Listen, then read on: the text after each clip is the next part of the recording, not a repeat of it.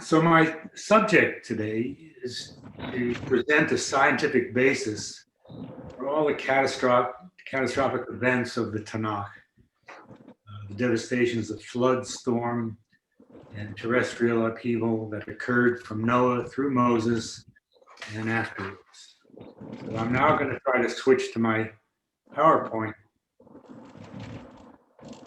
show, if I can.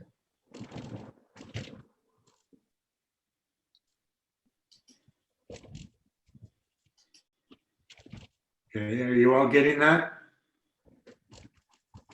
Great. Yes, we are. Okay, good. So the title is Solar Eruptions and the Tanakh. And Amy asked about my credentials for this material, and here they are.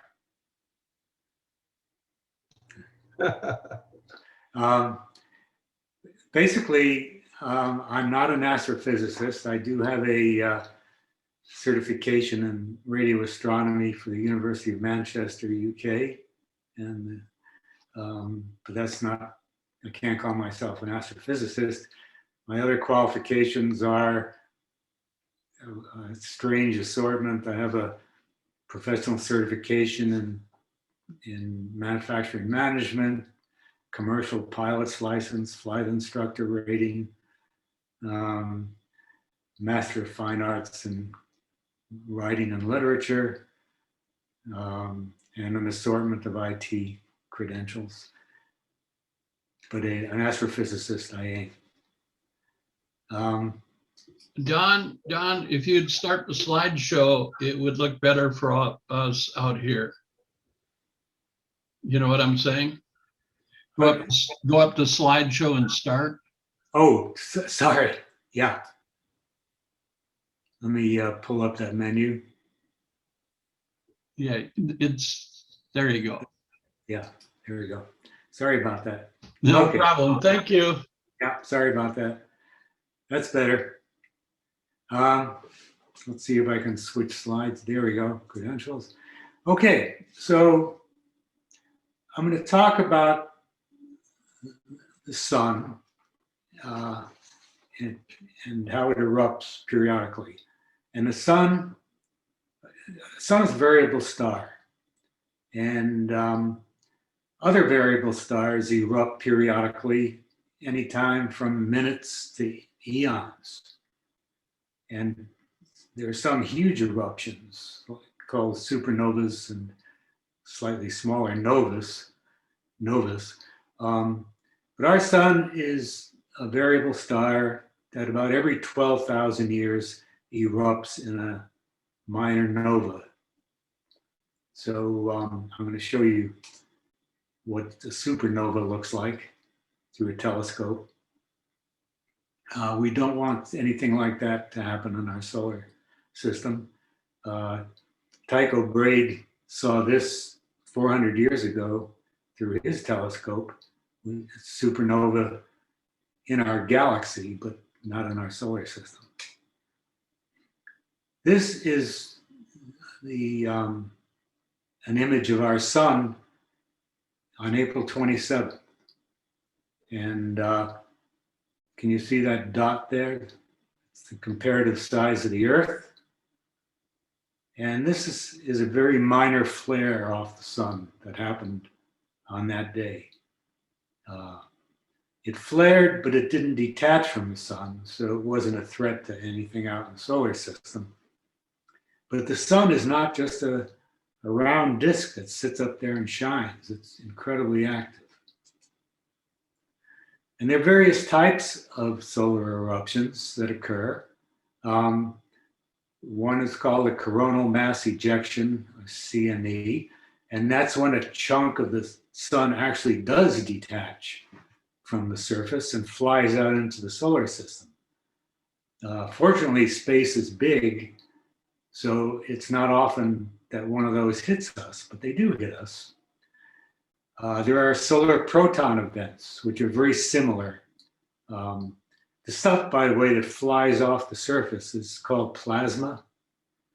Plasma is charged particles, and it's so common in the universe that it makes up 99.9% of what's in the universe. It's the most common stuff out there. Solar proton events are stuff that flies off in the form of hydrogen atoms, which are protons, ions. They're cosmic rays, which are super energetic particles that are so tiny that they're basically invisible, but they go so fast that if you get hit by one, it'd be like getting hit with a bowling ball going 100 miles an hour. But they're so tiny as to be invisible. And then there are solar flares of various other types. Now, what protects us from all this stuff flying off the sun is big magnetic field that we're surrounded by. So there's the Earth, and there's a representation of the magnetic field that surrounds us. Without that, we'd be in deep doo-doo. Part of that magnetic field are called the Van Allen radiation belts. And that's a donut-shaped shield of a magnetic field that mostly surrounds the Earth, with the exception of the North Pole and the South Pole, which are holes. So most of the time, the radiation belts shove off the stuff coming from the sun and keep it away from us. But some does get down into the poles. Here's what that looks like. Here's the sun on the left. Here's the solar wind, which is composed of all this charged stuff, protons and electrons and cosmic rays. And here's the Earth, surrounded by the Van Allen radiation belts. And here's all that stuff being deflected by these magnetic fields around us, fortunately for us. Some of it does find its way, as you can see by the arrows, down in through the North and the South Pole, but not to the extent that it's really causing us a big problem, normally. What it looks like with stuff flowing in through the poles in the North, we call it the Aurora Borealis. When the sky lights up and these snake-like glowing threads, and in the South Pole, it's called the Aurora Australis. But it's basically the same thing, just these charged particles getting in through the unprotected area of our planet. Occasionally, something strong does get through. Now, you can imagine if you've ever tried to push two magnets together when they're repelling each other. If you push hard enough, you will be able to push them together. Normally, they won't. The Carrington event was a moderate coronal mass ejection, a CME, that happened in 1859. And it detached from the sun's surface and flew right at us. Took about 2 days to get here, traveling about 1 million miles an hour. And all of a sudden, these auroras covered the skies all over the Earth for 3 days because this stuff was able to penetrate the protective magnetic fields around us. And this wasn't a huge one, but it was strong enough to get through and to light up the skies. Not only that, because the solar wind is actually an electric current that's moving particles, electrons and protons. It's like an electric current flowing at us all the time. This electric current did get through and got into the Earth in what's called ground-induced currents. And it brought down pretty much all the telegraph systems around the world for a couple of days. Knocked out the transformers, and some telegraph operators received electric shocks just by touching their instruments. It's reputed that a couple actually died, but there's no strong evidence for that. But the fact is that we got hit by a lot of electricity. If the Carrington event happened today, not that long afterwards, and again, it's not a real strong one, it would probably bring down all the GPS, most of the communication satellites, probably most of the electric grid on the Earth, all kinds of electronic gadgets, probably motor vehicles, because they're all run by computer chips now, and would pretty much bring us to our knees for a while. So it's a real threat, and we haven't prepared for it.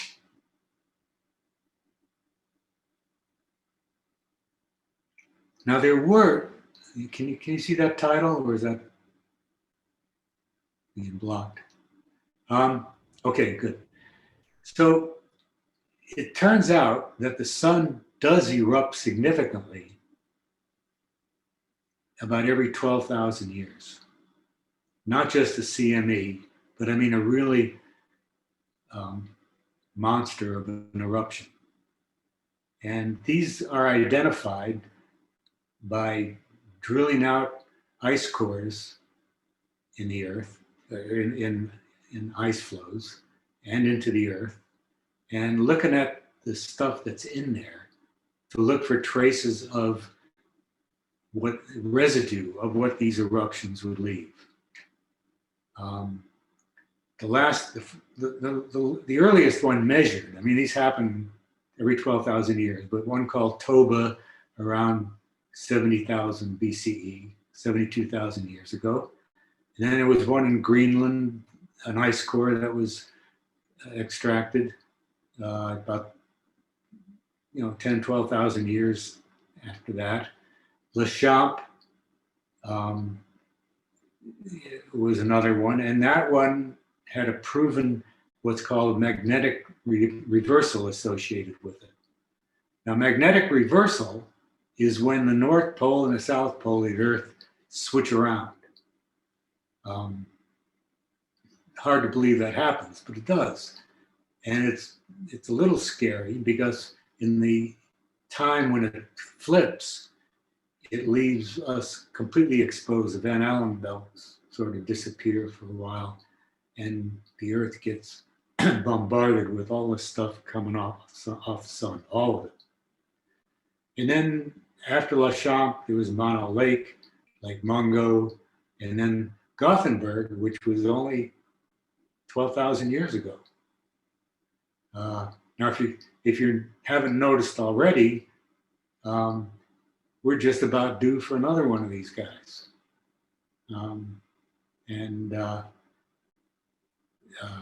We would be right on schedule.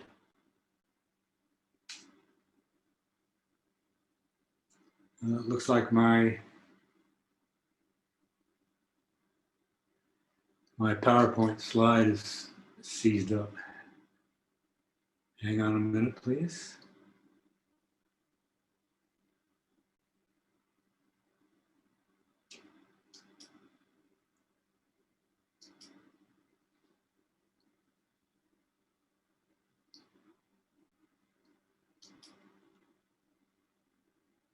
Like my PowerPoint slide is seized up. Yeah, Don, if you try starting it over and then sharing again, that might help. Yeah, that's what I'm going to do. I'm going to force quit my PowerPoint. Right. Yeah. And this may take 20, 30 seconds. So yeah. Okay. We can dumbly stare at the screen, or we can say something. I'll get back on track in a second here. And when he comes back, we're going to give him the floor. So I heard that. You can have the rug. Okay, let's try to get back to where we were. Yeah, and then turn your share back on. Yeah. Okay. We had a practice session about a week ago and everything worked just beautifully. Well, we didn't try all of it. No, we didn't go this far. I agree. Okay, let's share the screen again.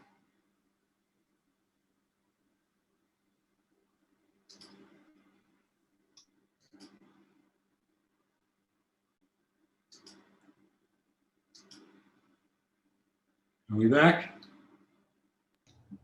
We're back. Okay.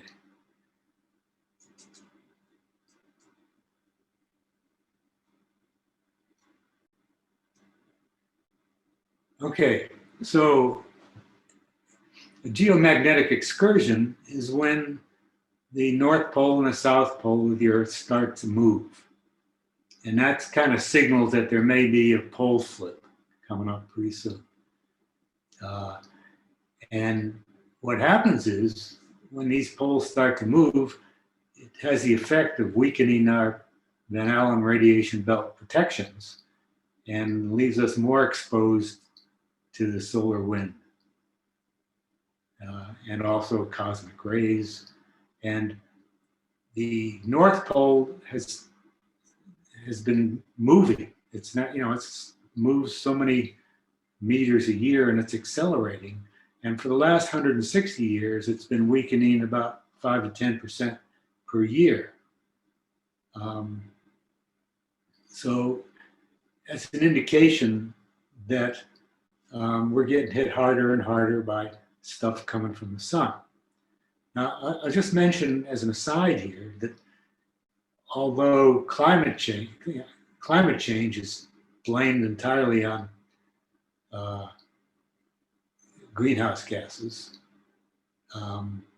it's much more likely that it's the solar particles that's causing the climate to change.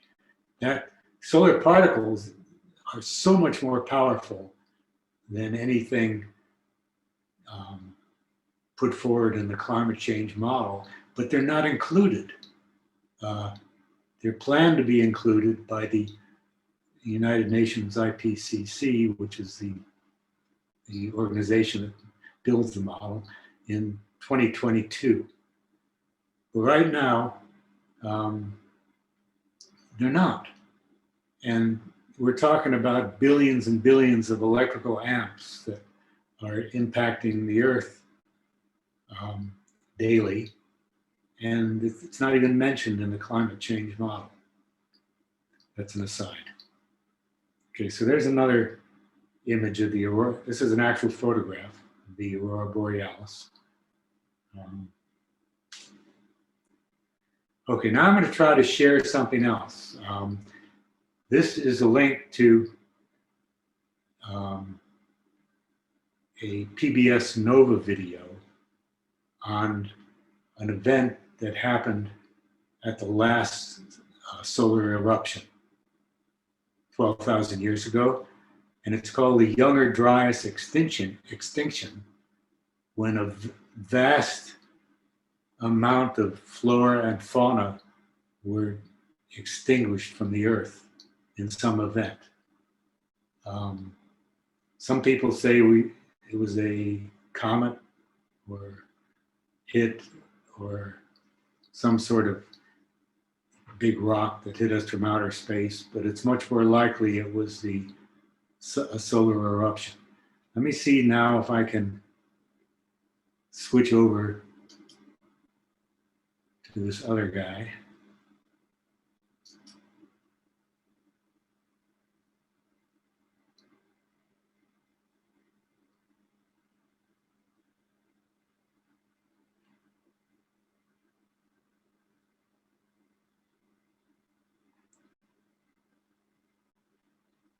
Okay, that looks like it. Here we go. Can you see that? Okay, I'm just going to play just a few seconds of this.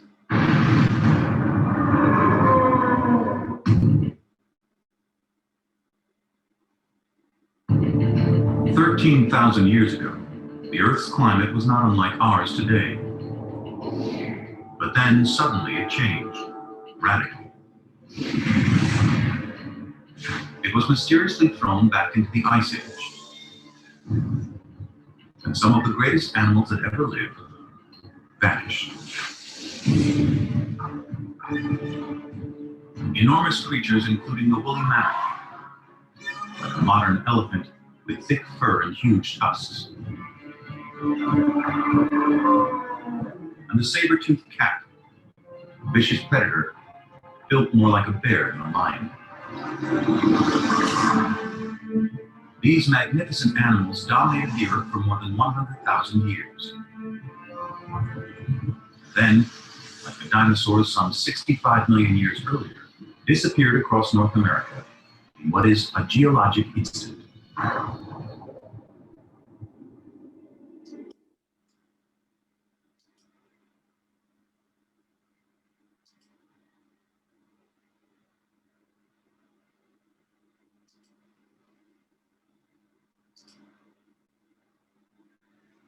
Okay, did everybody catch that? Good.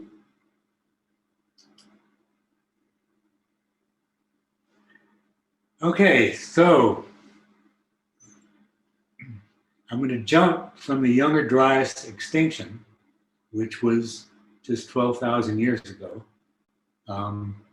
and the effects of which were contemporaneous with some of the early parts of Genesis. And I'll come back to that in a minute. Now I'm going to jump to my favorite topic of petroglyphs. Everybody know what a petroglyph is? Rock art? Okay. I've been around the world looking at petroglyphs, everything from the caves in France down through Spain and Malta. The amazing thing about petroglyphs is no matter where you go in the world, from Australia to Ireland, they're pretty much all the same. And they go back to 35,000 years old. So how can that be explained? The guy that does the best job of explaining them is a guy named Tony Peratt. He's a PhD plasma physicist from Los Alamos, who also got interested in this. And he went around the world looking at petroglyphs, and then he went and he simulated in his lab what a solar eruption would look like in the sky. The sky is over the Earth, if it happened. And this image in the top left of this screen is the lab image. And it's a side view, but if you were to rotate it around, it would look like two wine goblets, bottom to bottom, with a donut around the middle, where the stems are. You can picture that? And these are the petroglyphs that are found around the world going back to 35,000 years ago. And they all happen to be carved in rock looking at the south sky, all looking with the same view of the sky. Now, I could spend a couple hours on this, but I'm not going to. But I will point out that two instances of these petroglyphs. This one is in Çatalhöyük in western or eastern Turkey, near the Syrian border. Çatalhöyük was a village that was devastated in the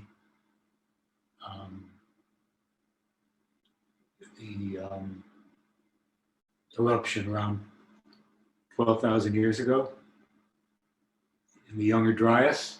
And you can see up there at the top of this sacrificial platform is a petroglyph of that same form. And notice also the winged creatures there. Now I'm going to go to a couple of miles away in Saurita. There happens to be at the La Infanta Butte, just at the base of the Santa Rita Mountains, there's some rocks there with petroglyphs carved. And there's our same guy, carved right by prehistoric Indians into a rock right on our doorstep. So these petroglyphs are ubiquitous around the world, and they were seen by civilizations going back 36 millennia. Okay, now I'm going to switch over to the Tanakh. Try to connect these two together. So did I mention at the beginning about the rule of audiences? There's every audience is made up of 3 groups.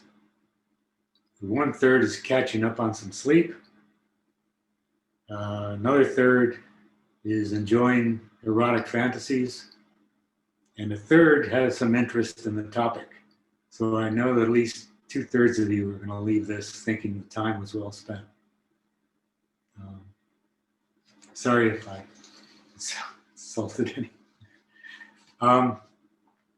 Okay, so the general, the broad function of religions, early religions and modern ones, are to manage individual and group behavior. Get everybody reading off the same sheet of music. And also to exploit the fear of natural catastrophes and connect personal behavior with those events. They also try to concentrate power in a priesthood or a theocracy. Now in Judaism, that kind of changed when the Second Temple was destroyed and rabbinical Judaism started up, but it's still pretty general for most religions. The religions also provide names for things that happen. And they try to predict the future. And in that way, in that respect, they compete with science. But without being able to predict the future, nobody's going to have much to do with the religion. And coupled with that is almost every religion has an afterlife, something to look forward to. In Judaism, it's not entirely true. I know the Sadducees did not at all believe in an afterlife, but the Pharisees did. And now it's kind of it's never actually discussed in Judaism much. We go back to the early books of the Tanakh, Genesis. We read about the great catastrophes that occurred. They're not called solar catastrophes. They're called catastrophes inflicted by God as punishment for human misbehavior. The Great Flood was probably the first really bad one. And God pretty much started civilization over again with Noah. But that's the sort of catastrophe that would occur in a huge solar flare. It would disrupt, it would cause such huge earthquakes that vast bodies of water would overflow and tsunamis would flood the earth. I just noticed a report from the Hebrew University where some archaeologists just determined that a vast tsunami hit the west coast of Israel about 6,000 years ago, right up into the foothills, kind of wiped out everything, all the lowlands. Just about the time Noah was around. Early books of the Tanakh also establish and trace bloodlines of the major families that thread through Jewish history. They connect the threat of further existential punishment to human behavior, going right back to the Garden of Eden. If thou eat of the tree, thou shalt surely die. And Adam and Eve did eat. So that threat's been hanging over our heads ever since. That was never relieved. You know, we all wait for the other shoe to drop. The plagues of Egypt are also events that would occur in the event of a solar eruption.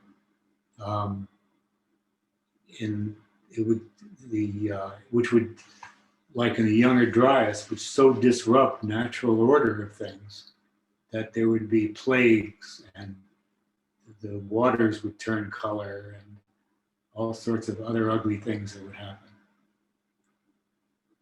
And another example in the, I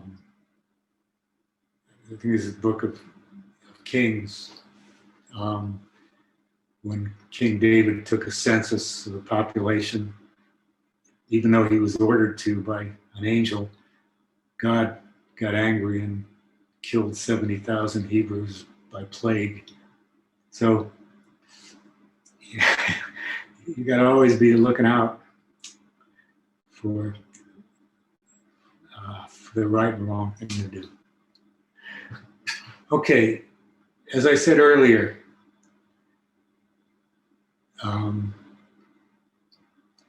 solar wind is an electrical current flow, billions of amps of electrical current. And if that current is intensified or it fails to be blocked by the shield that's protecting us,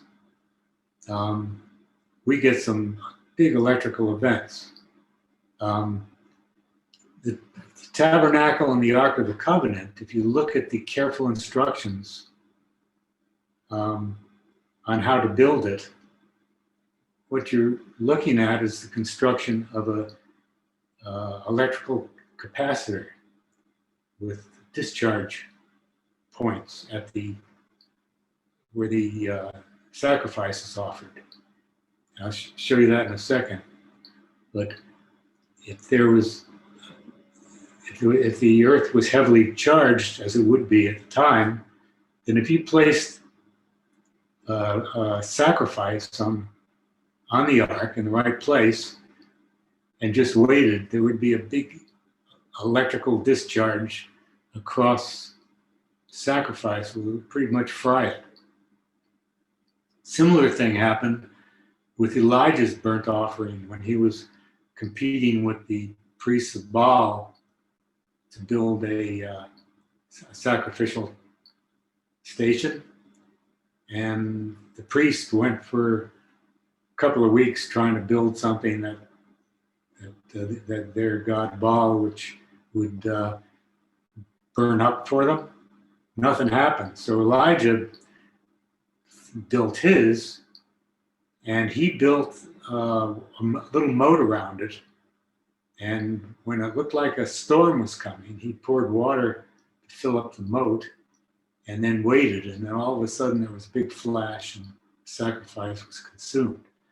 So that, I mean, it seems obvious when you read it that he knew what lightning was all about. And at that time, given the state of the sun, there would have been huge lightning storms occurring. And another instance would be the walls of Jericho falling, and then the huge aerial displays in the books of the prophets, Isaiah and Daniel, which all look like enormous Aurora Borealis. So there's the Ark of the Covenant. If you read about the construction, it's all metal, and the tabernacle built around it is also metal. The curtains are all threaded with metal, and it's all grounded. So that would build up a very large electrical charge. And then at the appropriate time, there would be an arc across the wings of these cherubs, and that below it is the platform where the sacrifice was laid. And it would be zapped. If you read about, and of course Aaron was the high priest at the time, and if you notice in Genesis that Aaron's sons, who didn't have their electrical licenses, snuck in to the tabernacle and were messing around with the ark, and they were instantly killed. And it's almost certain they were electrocuted because they just didn't follow the rules.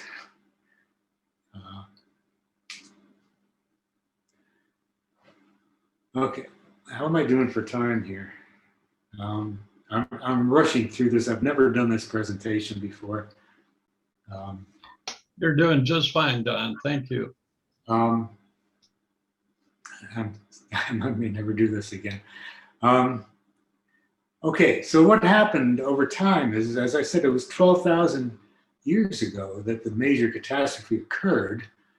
And according to archaeological records and plasma physicist research, that there are like harmonics of these major ones that occur 6,000, 3,000 years apart. So, but the major one was 12,000 years ago. And that, of course, has faded in memory. And the threat of a repeat that hung over the heads of the Jews for so many centuries kind of faded. And then there was a long period during the kings and the prophets when the Hebrews strayed from their beliefs.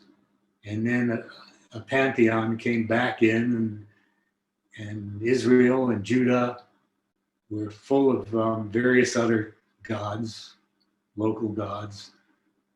Baal came back, and there were lots of others. And the catastrophes that were promised for their misbehavior didn't happen. And then, of course, the Babylonian captivity occurred, and the temple was destroyed, and the Jews fell into despair because God was not with them. And the power of the electrical power, which was tamed, I believe, by the Hebrews, the ancient Hebrews. And it's interesting to note that the legacy of Cain, the Kenites, were metallurgists. The whole line of Cain knew how to work with metal. And their knowledge is what helped build the tabernacle and the Ark of the Covenant. So the Jews, after the Babylonians captured them, they were eventually rescued by Cyrus the Great, who moved them back. And then that was followed by the prophecy of Daniel, who foretold of another great destruction to come along. But the Jews really couldn't get it together at the time. I mean, there was no temple, there was no way to do sacrifices. And God God, who was perfect, started to appear like he wasn't so perfect. And that forced the Hebrews to separate God and Satan as a separate, Satan as a separate force of evil, working against God. And so in that split, it fostered all kinds of other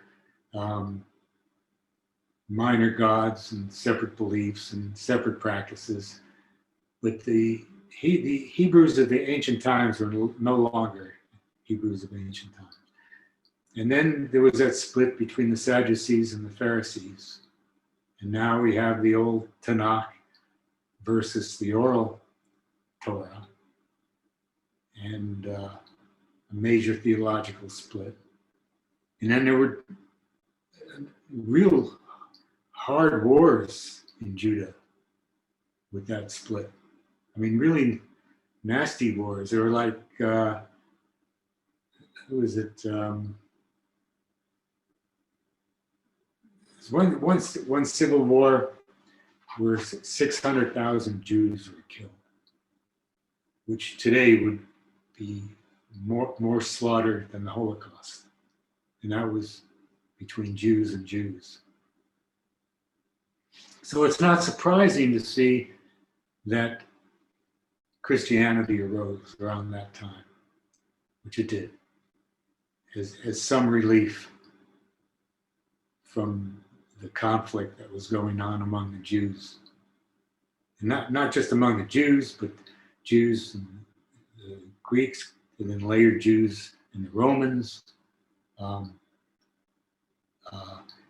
And my thesis here is that because the horror of the last solar eruption had so faded that it really wasn't much of a threat to anybody anymore.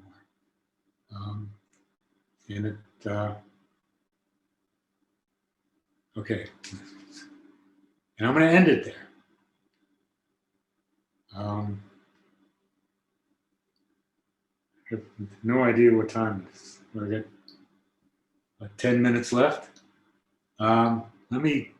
We got as much time as the group would like to have. It's a small group, so I'm not worried about the time at all. Is that all right, Ruth Ann? You can nod if you don't want to. Yeah. Well, I'm forcing you to drink out of a fire hose. It's too much information. I would like, now that you've been so kind as to be guinea pigs for me, I'd like to maybe break this down into much smaller segments and put it together as a thesis over time. So Well, here in Minnesota, we were the 1/3 that listened.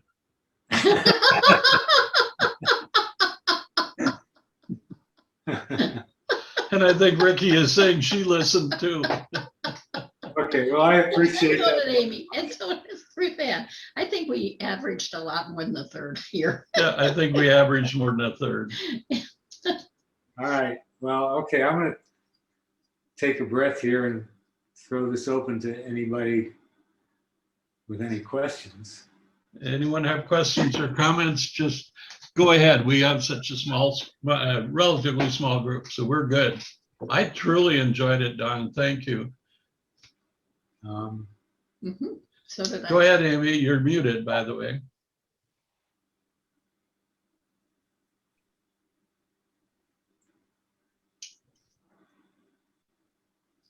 Yeah. Okay. Yeah, I have a question. The Can you get close petroglyphs, to your mic? you can't hear me? Get closer. You'll Yeah. for you. I heard a little feedback there. Is this better? Yes. Okay.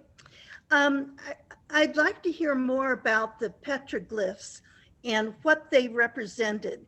They almost looked like people, like maybe a man or a woman. How is that connected to the solar events? That's a great question, Amy, because almost, I would say 100% of archaeologists think that they represent people. And the name for that figure is called Squatter Man. And that's a name that everybody uses for that particular petroglyph. Now, there are lots of other petroglyphs, but that particular one. And what it represents is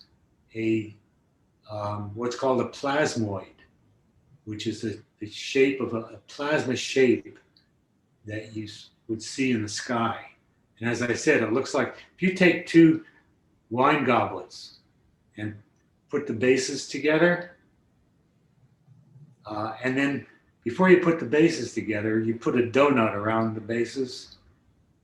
It's hard to explain. But you basically have two wine glasses sticking out from each other. Right. Okay. And the side view is exactly what that Squatter Man would look like. Except that your Squatter Man and many of those petroglyphs had a penis. So, and some of them look like the little circles on the side might have been breasts, so they could have been in, and what's the word? Hermaphrodite, Well, I not noticed quite, that too. not quite, Ricky. The circles on the side is a side view of the donut.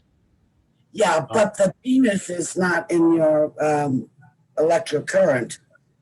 Many of them had something hanging down. I didn't notice that. Let's get back to that. Good. Amy thought too. See, we were fantasizing. We were the third that was fantasizing. Let's go back to that slide. Ricky, I saw that too. I know you did. I wondered, yeah. Okay. Yeah. Let's go back more. Yeah. That's it right there. So you can see. Well, go back more. Go back more. All right. Look at the one in Tucson. Look at the one in Arizona. All right. Armenia doesn't have one. Tower of Alps does. United Arab Emirates got two. Well, yes, I'll say yes, but because they thought they were looking at a dude in the sky, that's what they saw. They saw a big human figure with a penis.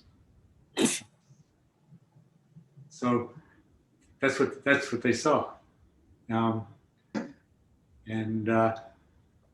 they were having their fantasies, but that's what it would look like. It would be enormous what they saw, this thing in the sky.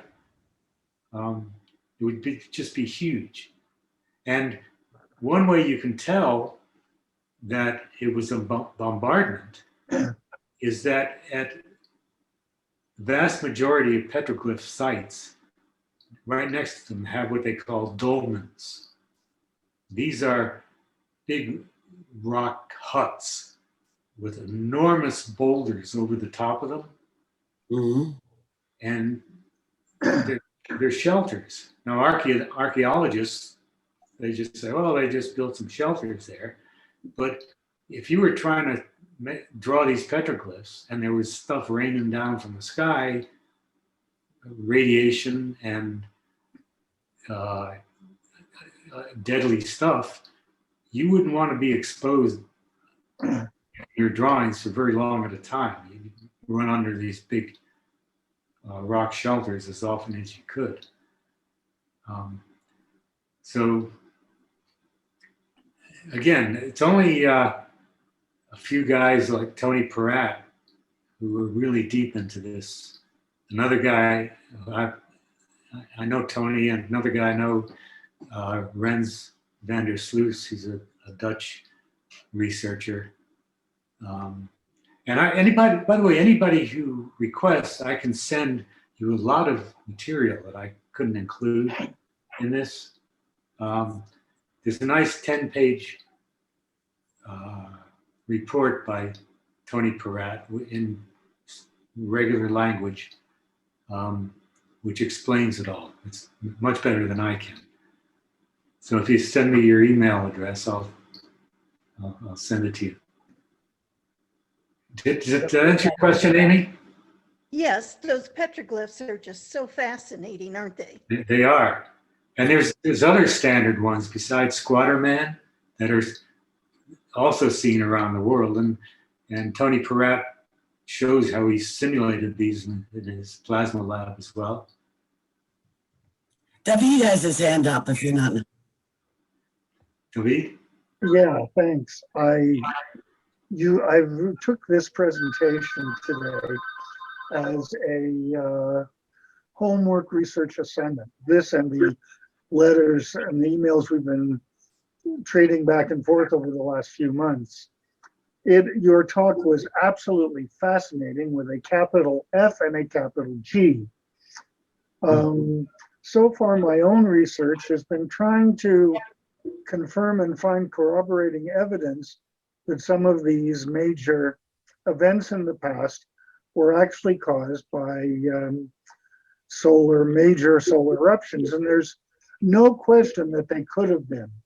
What you're describing is consistent with that. However, just to point, the Toba one, which I think is the oldest and is very difficult to research, has geologically been explained by a supervolcano eruption at the site, near the site of where this event was found. So this isn't really a question, it's more of a comment, but I have a lot of homework to do and you've given me an awful lot to think about, Don. Thank you so much. I really enjoyed this. Well, I thank you so much, David. Thank you all for joining in.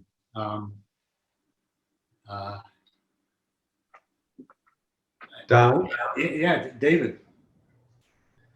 what is the primary reason why this is so controversial? I think partially denial. I think partially because this level of astronomy, and certainly in plasma research, is incredibly recent. I mean, when I went to school, the sun sat there and glowed, and there was nothing between us and it, and space was a big vacuum, nothing happened in it. The Earth went on for billions of years with no major events. All of life evolved inch by inch to the imperceptible pace. And then it's only with a couple of people around 1950 who raised the idea of catastrophic interruptions in all of this. And it wasn't until the space program that it was realized that there was a solar wind. And it wasn't until the 1950s that the Van Allen radiation belts were discovered. So it's really, we're in a period of conversion of beliefs and understanding of the universe we live in. It's a whole new paradigm. And I think, I personally, while I don't have any astrophysics credentials, I guess I could claim my credentials as a Jew, as being interested in connecting it all together, connecting the dots, because I think our history goes back intact right into the previous period of catastrophe, and we need to understand that and maybe provide some leadership instead of conflict. I mean, it's one of the reasons it saddens me what's going on right now. Sorry, I won't digress. Get political. I could absolutely see why there would be a controversy about it, because for however, 2,000 years or more, 3,000 years, Jews have believed that the Tanakh is telling the true story, and to try to see it in a different way, or, a real explanation for the flood rather than, a scientific explanation, rather than the biblical explanation of the flood, would be quite a conflict. But I got a million quotes in my head all the time, as people who go to tour study with me know. But I think it was Aldous Huxley said, when the seers, sages, and scientists get to the top of the mountain, they will say it is one. And the thing is, we're going up this side of the mountain or this side of the mountain, and the people on this side of the mountain don't want to deal with what's going on over here. They got to wait till they get up to the top. So I think through a period, as you said, conversion, or I don't know what's going to cause, us to accept that there is not a rift between religion and science as it appears to be at this moment. Or, maybe we're coming out of it, but we have been for many, many eons.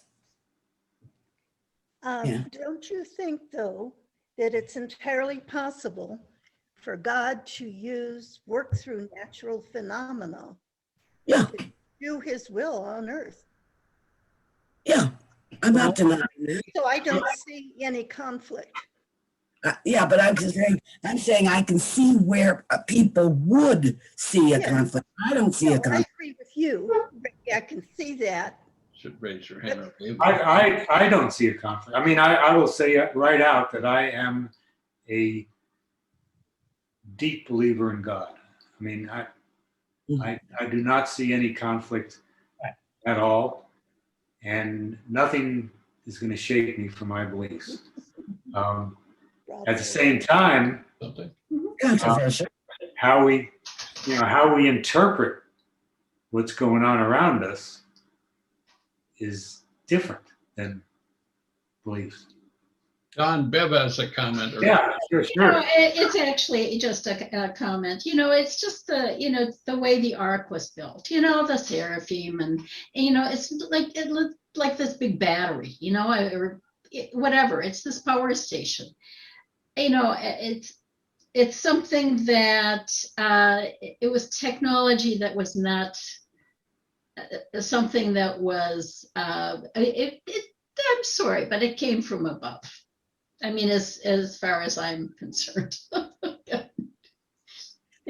I'm a believer. So I'm a believer in the Kabbalists.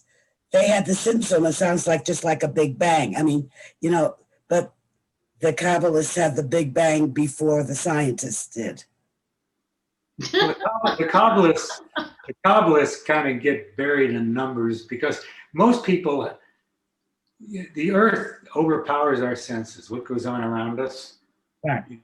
I mean, I should have started this off by saying it's the perspective of looking at that tiny dot of an earth next to the sun that should get to you.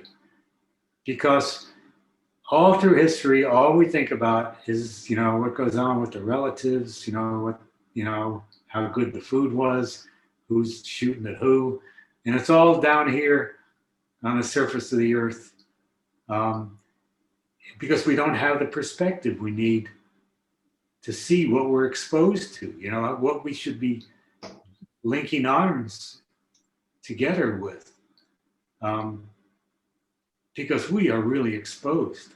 And with regard to David's point about Tovas being a volcano, well, a solar eruption that hit the earth is so much electricity that it would melt rock below the surface. It would cause volcanoes. It would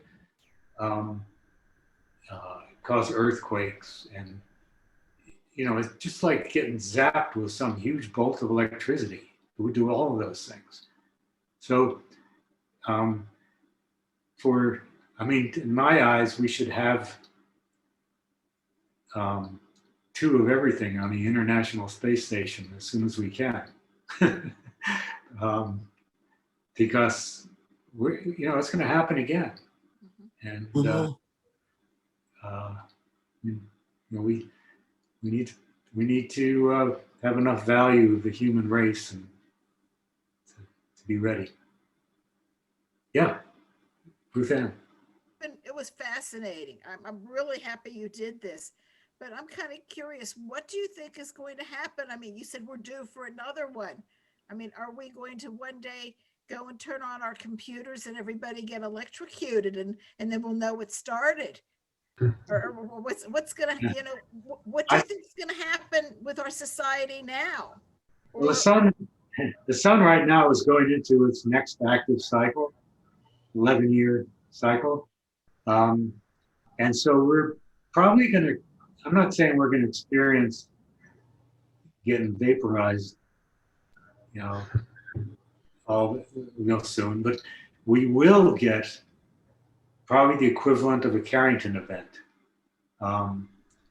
which, as I said, you know, 150 or so years ago, it didn't hurt us too bad because we didn't have much electrical gear going.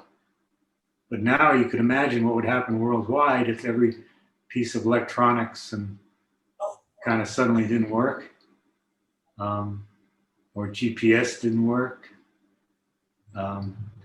It would, you know, be pretty, be a world catastrophe. Yeah, for sure. So should we be looking for a cave? Should we what? Should we be looking for a cave? Cave. Well, that's what they did in France. If you go visit the caves in the, like the Dordogne in France and look at that marvelous art, those were very sophisticated people. They did that like 30,000 years ago. These stuff that could hang in the Museum of Modern Art right now. And they, you know, they took shelter. So, Well, at least we're saving seeds if the permafrost doesn't melt. yeah, good. Save your seeds. Buy short-term bonds. What? How about an extended warranty? Good idea. So, I'm really thankful I had this much interest. I was really worried this might. Okay, are there any other questions? Otherwise, I'm going to wrap this up. Correct me if I am wrong, Ruth Ann. Friday evening services via 5 YouTube o'clock, the last 5 o'clock service. at 5 o'clock. Yep. And on Saturday at 10 a.m., I believe, is Is Torah studies studies. via Yep. Zoom. Yep. Yes. Anything else you want to announce while we have a captive audience? That's Well, they're it not for all the that moment. captive. That's it for the moment. Okay. Thank you, Don. Donald. Thank That you, was Don. very Thank good. you Thank all. you very much. Thank you all again. Thank you. See you on Saturday. See you at Torah study, Don. See you then. Thank And you. Les, thanks for putting this together. Not a problem.